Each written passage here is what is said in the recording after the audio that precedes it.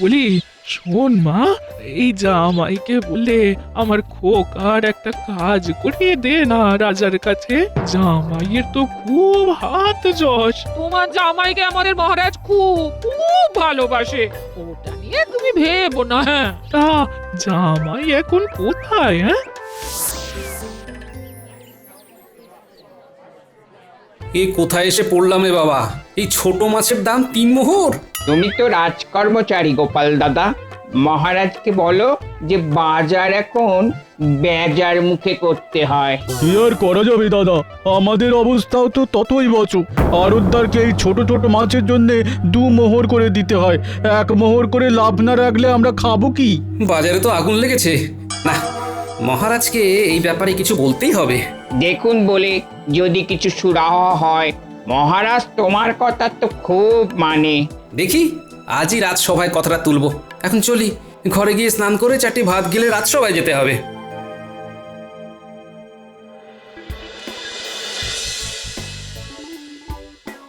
একে মাসের শেষ, তারপরে আরো 2টো কদিন ধরে আমার ঘরে উড়ে এসে জুড়ে বসে আছে। ওই তো তোমার জামাই এসে গেছে। হ্যাঁ, এই ঝামেলা রে বাবা। গিন্নি, যেদিন ওরা এসেছে সেদিন নির্ঘাত তোমার মুখ দেখে ঘুম থেকে উঠেছি, তাই না? সে তো রোজই তুমি আমার মুখ দেখে ঘুম থেকে ওঠো। হ্যাঁ, না না না গিন্নি, আমি রোজই সূর্যি মামার মুখ দেখে উঠি। আজই ভুল করে তোমার মুখ দেখে উঠে পড়েছি। ভুল করে মানে কি বলতে চাইছো? হ্যাঁ, কাল থেকে আপনি আমার মুখ দেখে উঠবেন জামাই বাবু, দেখবেন দিন যেন আর কাটতেই চাইবে না। বলি ওই হাতের থলেটা একটু নামাও দেখি, দেখি দেখি দেখি কি কি কি বাজার এনেছো। হ্যাঁ, এ কি? এটা কি? হ্যাঁ, কেন বাজার? মাসের শেষের বাজার এইরকমই তো হয় গিন্নি। এই 3টে সরু সরু মাছ, এই 5টা আলু, 2টো সরু সরু বেগুন আর 4টি শাক পাতা। হ্যাঁ, এটা বাজার? হ্যাঁ মা ঠাকুরন, এটাই বাজার, মাসের শেষের বাজার। তোমাকে আবার যেতে হবে। হ্যাঁ, কোথায়? বাজার। আমার ভাই এসেছে কতদিন পর। হ্যাঁ, একটু ভালো মন্দ খাওয়াবো। শালা বাবু, বলো তুমি আজ কি মাছ খাবে? জামাই বাবু দেখবেন তো ওই বাজারে ওই ডিমওয়ালা মাছ পাওয়া যায় কিনা। সর্ষে বাটা আর কাঁচা লঙ্কা দিয়ে ওই মাখো মাখো ঝাল করলে না, বড়ই উপাদেয়। হ্যাঁ, আর মা ঠাকুরন, আপনার জন্য কি আনবো একটু বলে দিন। ভোলা ময়রার দোকানের ছানা বড়া খুব ভালো, ওটা জানো ওই 1 সের নিয়ে আসে। শুনেছ? মাসের শেষে আমার চোখ ছানা বড়া হয়ে গেল। শুনেছি গিন্নি, ছানা বড়া।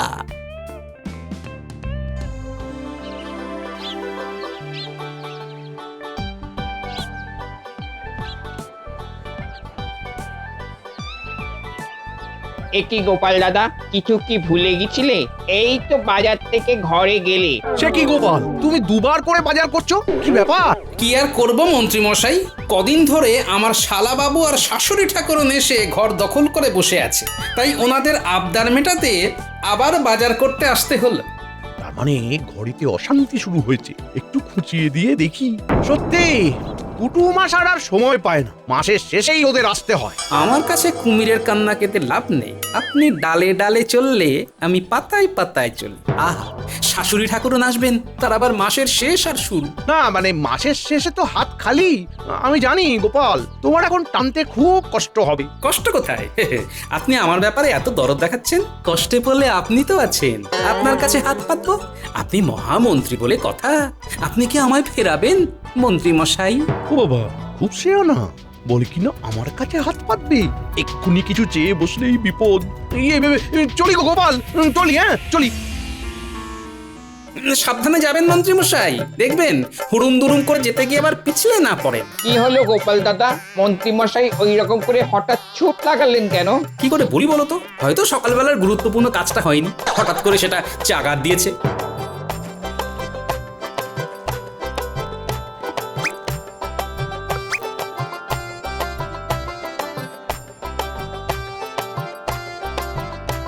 চলি গো।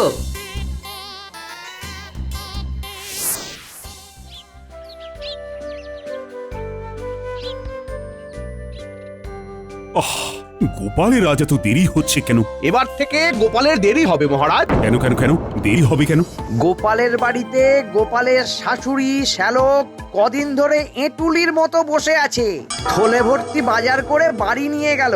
তার রান্না হবে, তারপর তবিয়ত করে খাওয়া হবে। দেরি হবে না মহারাজ? না না না না, এ আমি বরদাস্ত করব না। সবাইকে সময় মতো আসতে হবে। রাজসভার একটা নিয়ম কানুন আছে। বটেই তো। শোনো মন্ত্রী, গোপালের আজকের দিনের বেতন কাটা যাবে। এই তো মহারাজ একদম সঠিক পথে যাচ্ছেন। মহারাজ, আমি আমি খুব লজ্জিত। এত দেরি হয়ে যাবে আমি ভাবিনি মহারাজ। মহারাজ, আমি আমি একটা অনুরোধ করতে পারি? আরে দেরি করে এসেও মহারাজকে অনুরোধ করছো? তোমার সাহস তো বড় কম নয়। যতই অনুরোধ করো, মহারাজ তোমার আজকের বেতন কেটেছেন। ব্যাস, এটাই আমার অনুরোধ ছিল। এটাই আমার শাস্তি, দেরি করার শাস্তি। কেউ নিজে শাস্তি চায়, এ তোমাকে না দেখে বিশ্বাসই করতাম না। কি মন্ত্রীমশাই, কি ভেবেছিলেন গোপালকে শাস্তি দেবেন? মন্ত্রীমশাই, আপনি পাতায় পাতায় গেলে আমি তো জালক শিরায় শিরায় চলি। চালটা অনেকদিন মনে রাখবেন। না মহারাজ, দোষ করলে শাস্তি তো পেতেই হবে। ধন্য ধন্য, তুমি অনন্য। দেখালে বটে আজ, নিজে যেচে শাস্তি নিলে। ধন্য তোমার কাজ। যাক, শুনে ভালো লাগলো। তবুও তোমার চক্ষু লজ্জা আছে। ভেবো না তোমার এই কথা শুনে মহারাজ গলে যাবে। তোমার ব্যাপারে আমার প্রস্তাবে মহারাজ সিলমোহর দিয়েছেন। হ্যাঁ, থামো তো মন্ত্রী, আমি কোনো শিলমোহর দিইনি। ও গোপাল না এলে আমি অমন করে উঠি। গোপাল এসেছে, আমি শান্তি পেয়েছি। নাও নাও নাও, এবার সবার কাজ শুরু করতো। যা বাবা, মহারাজের তো দেখে মতিস্থির নেই। মহারাজ গোপালের কাছে আমাকে কিরকম ছোট করে দিলেন। না না না, এর শোধ আমাকে নিতেই হবে। যাক, তোমার শ্যালক এখন কি করছে? কিছুই করছে না মহারাজ, কিছু করবে বলেই আমার কাছে এসেছে। আমাদের এখানে কিছু কর্মখালি আছে মহারাজ। মন্ত্রী, গোপালের শ্যালকের ব্যাপারটা তুমি দেখো। কোনো একটা জায়গায় ওকে বহাল তো করতেই হবে। আরে গোপালের শ্যালক মানে আমার আত্মীয়। বাবা বাবা বাবা, মুহূর্তের মধ্যে সুযোগ এসে গেল। এইখান দিয়েই গোপালের ঘরে আগুন জ্বালাবো। ঘর পুড়বে গোপালের, আর মন ঠান্ডা হবে আমার। সময় করে রানীমার দাসীর সাথে একটু কথা বলতে হবে।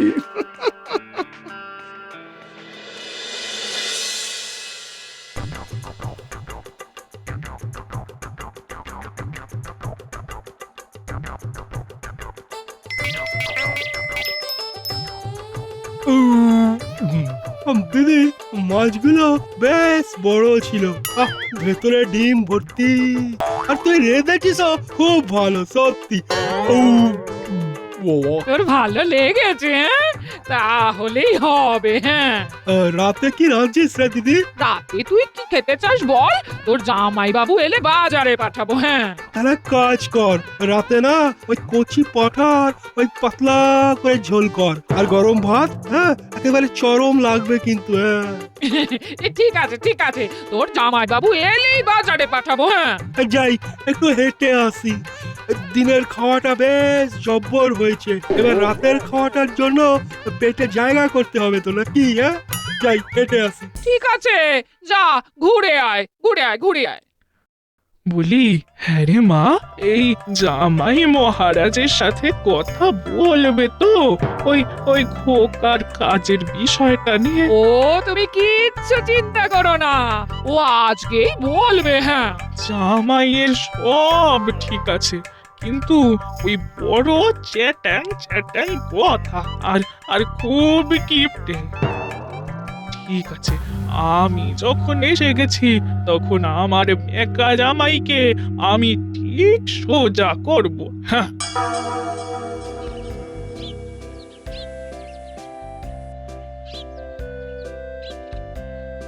ভোলা, দাও দেখি এক সের সর ভাজা আর এক সের ছানা বড়া। হ্যাঁ, এই নিন মন্ত্রী মশাই, এই নিন। আজ কি এই তাড়াতাড়ি রাজসভার কাজ শেষ হয়ে গেল নাকি? না গো ভোলা, একটা কাজে যাব, তাই তাড়াতাড়ি বেরিয়েছি। শোনো, এই মিষ্টিগুলো বেঁধে রাখো, ফেরার পথে নিয়ে যাও, কেমন? ঠিক আছে মন্ত্রী মশাই। আমার জামাইবাবুর যদি ক্ষমতা থাকে তাহলে এই মন্ত্রী মশাইয়ের ক্ষমতা আরো বেশি। হ্যাঁ, আলাপটা জমিয়ে রাখি। আরে এ তো দেখছি গোপালের শালা বাবু। একটু মেঘনা চাইতেই জল।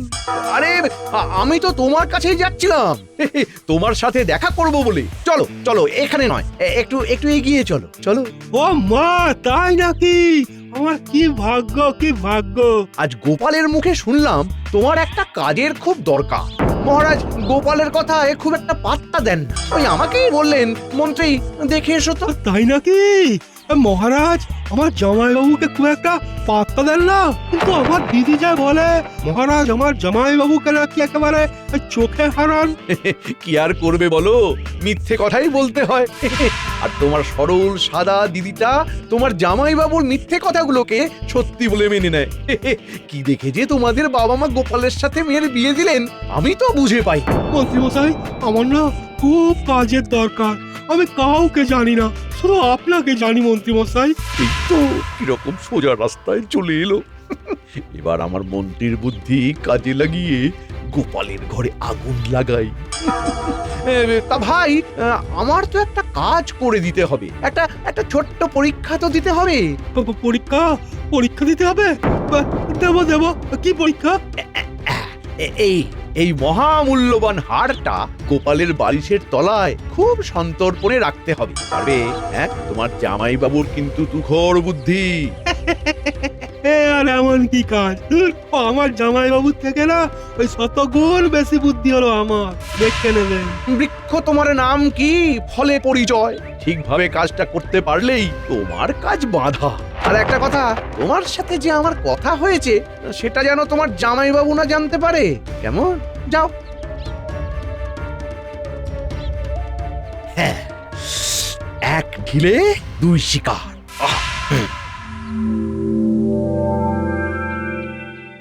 এই তো এখানেই রেখেছিলাম স্নানে যাওয়ার আগে। কোথায় গেল? কোথায় গেল? দাসী, দাসী! কি হয়েছে? কি হয়েছে রানীমা? কি কি হয়েছে? স্নানে যাওয়ার আগে আমি এখানে আমার চন্দ্রহারটা খুলে রেখে গিয়েছিলাম, এখন পাচ্ছি না। সে কি রানীমা? কোথায় গেল? আপনি ঠিক জানেন আপনি এইখানেই রেখেছিলেন। আমার যে কি হয়েছে, কোথায় কি রাখছি কিছুই মনে রাখতে পারছি না। আচ্ছা আচ্ছা দাসী, আমি কি পাগল হয়ে যাচ্ছি? কি কি হলো রানী? এত কান্নাকাটি করছো কেন? মহারাজ আমার এই বাড়ির জন্মদিনে যে চন্দ্রহারটা আপনি দিয়েছিলেন সেটা পাচ্ছি না মহারাজ। হ্যাঁ, পাচ্ছ না মানে? কোথায় রেখেছো? সেটাই তো মনে করতে পারছি না। আমার যে কি হলো কিছুই বুঝতে পারছি না মহারাজ। দাসী, তুমি কি কিছু জানো রানীমা কোথায় রেখেছে? না মহারাজ। এটা নিয়ে এত শোরগোল করার কিছু নেই, একটু ঠান্ডা মাথায় ভাবো, তাহলেই খুঁজে পাবে। আমার প্রাসাদে কেউ তোমার গহনাতে হাত দেবে না, আরে সবাই খুব বিশ্বাসী।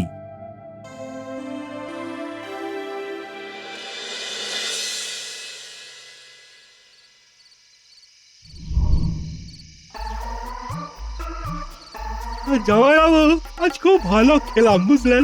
ওই কচি পাঠা, আহা আহা! দিদি ভালো রেঁধেও ছিল, একটু বেশি খেয়ে নিয়েছি।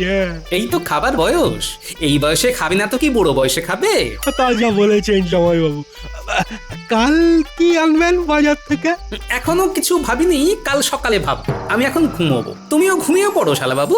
কাল তোমাকে নিয়ে মহারাজের কাছে যেতে হবে তো। জামাইবাবু, আপনাকে না আর ওই মহারাজের কাছে আমাকে নিয়ে যেতে হবে না। সে কি শালা বাবু, তুমি তো আমাকে রাজসভায় কাজের কথা বলেছিলে। ওগেন্নি, শুনে যাও। হলো এখন এই রাতে আবার চেঁচামেচি কিসের? শুনে যাও, তোমার গুণধর ভাই কি বলছে।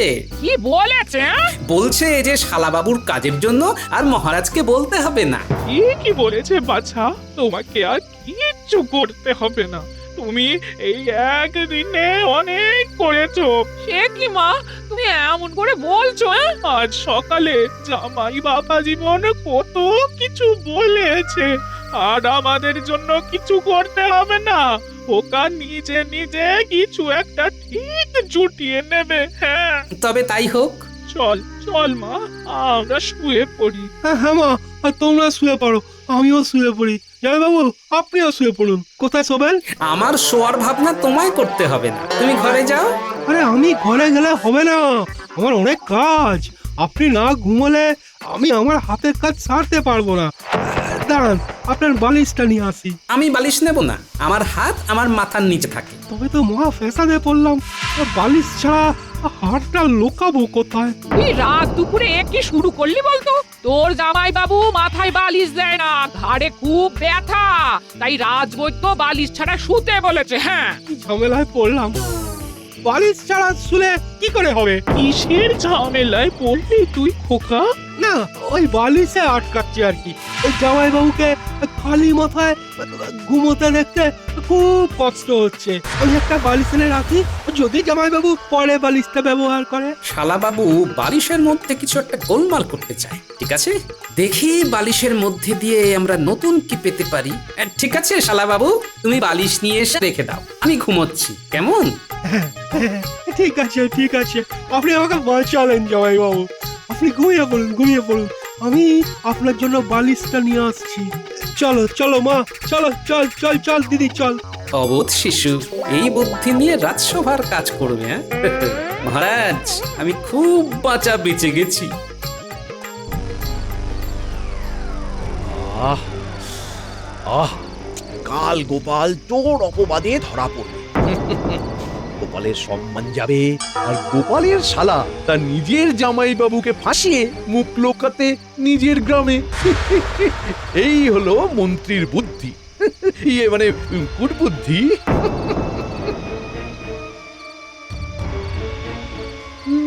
কেউ আসছে বলে মনে হচ্ছে। কে আসছে এত রাতে?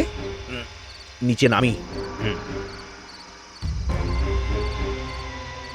এ কি দাসী, তুমি এত রাত্রে? মন্ত্রী মশাই, রানীমা খুব ব্যস্ত হয়ে উঠেছেন। কাল কাল কত সকালে হাটটা হাতে পাবো? সকালে? খুব খুব সকালে? তুমি নিশ্চিন্তে যাও, রানীমার আরো কাছের হয়ে যাবে তুমি। আমি যেন ফেসে না যাই, শুধু এইটুকু দেখবেন।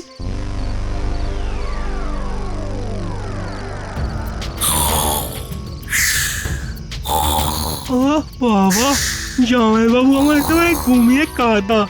আমার কাজ শেষ, মন্ত্রী মশাই খুব খুশি হবেন। আচ্ছা আচ্ছা, লোক আমার বুদ্ধির কাছে হেরে যায়, আর শালাবাবু এসেছে আমাকে বুদ্ধিতে হারাতে। দেখি তো বালিশে কি আছে। কি যেন একটা ঠেকলো। আরে এ তো সোনার হার, রানীমার গলায় এটা দেখেছি। বুঝলাম, মন্ত্রী এই আকারটাকে দিয়ে আমাকে ফাঁসাতে চাইছে। যত দিন যাচ্ছে মন্ত্রীমশাই কেমন শিশু হয়ে যাচ্ছে। কি আর করা যাবে, চলো গোপাল রাজপ্রাসাদে, একটা ফয়সালা তো করতেই হবে।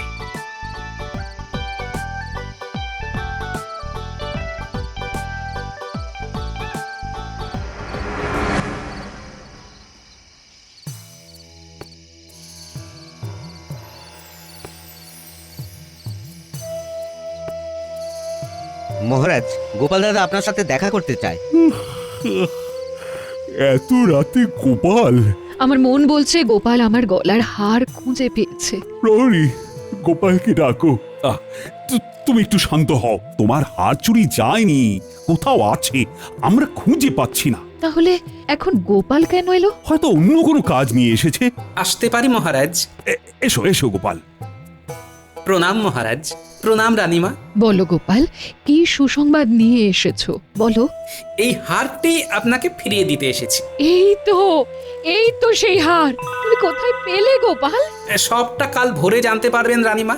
এখন আপাতত এইটুকু জানুন, কোনোভাবে এই হার আমার শালাবাবুর কাছে এসেছিল, এবং অবশ্যই আমাকে ফাঁসানোর জন্য। বাকিটা কাল সকালে শুনবো মন্ত্রীমশাইয়ের কাছে। এখন চলি। ধন্য ধন্য তুমি গোপাল।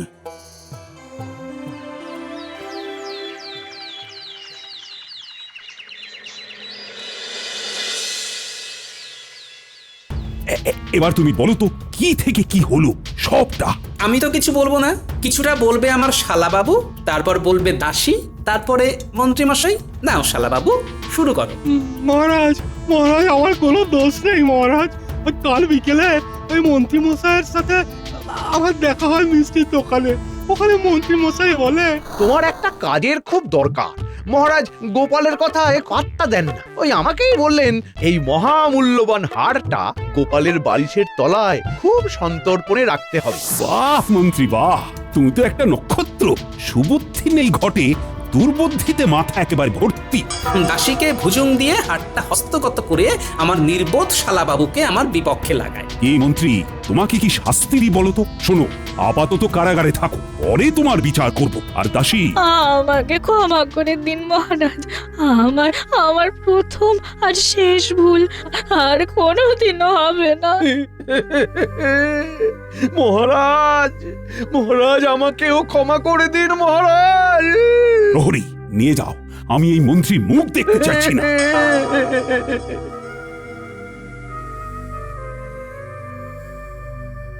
দাসী, তুমি আমার কাছে এসো। আর কোনোদিন এই রকম কাজ করো না, কোনোদিন না। কথা দিলাম রানীমা। গোপাল, তোমার কোনো চাইবার নেই? আছে মহারাজ, শালাবাবুর একটা কাজ। ঠিক আছে, ওকে তোমার সাগরিদ করে নাও। বুদ্ধি বিকশিত হোক, মাসিক 100 মোহর বেতন পাবে। ধন্য মহারাজ।